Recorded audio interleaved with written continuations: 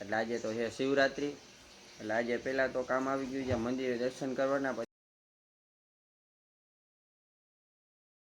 તો દ્વારકાનો દરિયો ઘાટ, દ્વારકામાં નવો બ્રિજ હજી તો હમણાં જ બન્યો. તો આજે આપણે નાગેશ્વર જ્યોતિર્લિંગ, જે 12 જ્યોતિર્લિંગમાં એક આવે છે, જે નાગેશ્વર જ્યોતિર્લિંગ ત્યાં પહોંચ્યા છે. શિવરાત્રી છે એટલે.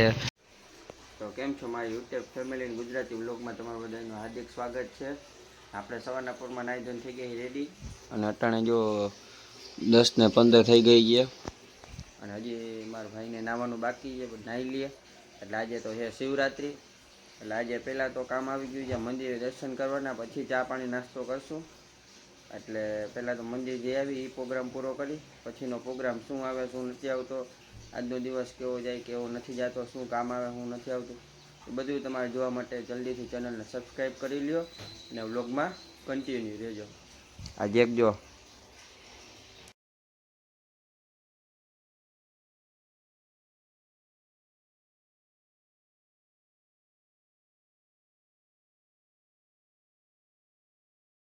આપણે મંદિરેથી પાછા આવી ગયા છીએ દર્શન કરીને.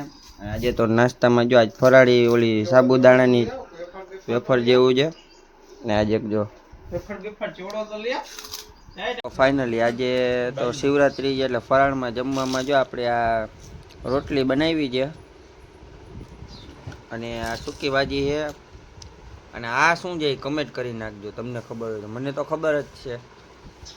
અને આપણે જો આજે એક આવી ગયા છે, આજે બધી ફરાળની વસ્તુ એને પણ જમાડવાની છે. જેક કાંઈ વાંધો નહીં, આપણે ફરાળ કરી લઈ મૌન વ્રત રાખીને પછી મળીએ. તો આપણે જમી લીધું છે ને હવે જાય છે ફરવા માટે, ને પ્લાન કર્યો છે. ખરેખર આપણે આજે તો ખબર પડી ગઈ કઈ જગ્યાએ છે. આજે હું તમને સરપ્રાઈઝ દઈશ. હવે દર વખતે મને ઘરના બધા સભ્ય અને ભાઈબંધો સરપ્રાઈઝ દે ને, આજે હું તમને સરપ્રાઈઝ દઈશ.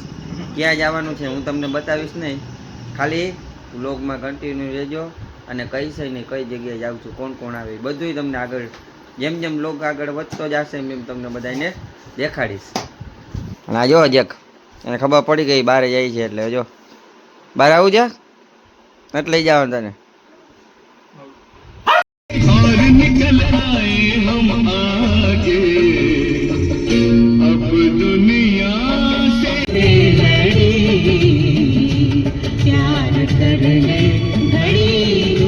ફાઇનલી આપણે અટાણે જઈએ દ્વારકા, અને નાગેશ્વર જવાનું છે. એટલે આપણે જો અટાણે વચ્ચે FM હોનેસ્ટટી ત્યાં ઊભી રાખી હતી, આ દ્વારકા પટ્ટો છે. સોરી, આ જામનગરથી આવે ને આ જઈએ દ્વારકા.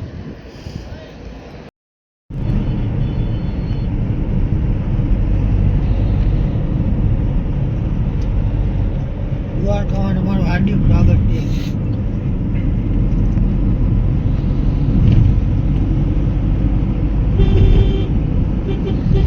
તો દ્વારકાનો દરિયો ઘાટ, પાણી તો છે નહીં, પણ જો પંખી કેટલા છે ખાલી જો.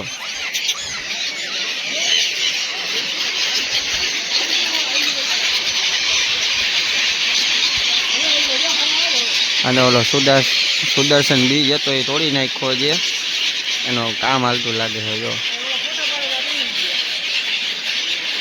દ્વારકામાં નવો બ્રિજ હજી તો હમણાં જ બન્યો હતો, પણ આવો હાલત થઈ ગઈ. જો કંઈક આવા લાકડાની બનાવેલી સીડી જેવું છે, એમાંથી હાલીને જવાનું.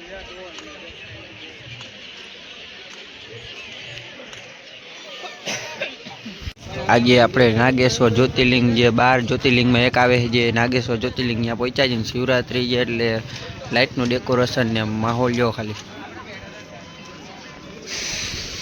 અને ટ્રાફિક જો ખાલી. અંદર જઈને જોવી દર્શન થતા છે, તમને લોકોને દેખાડીશ.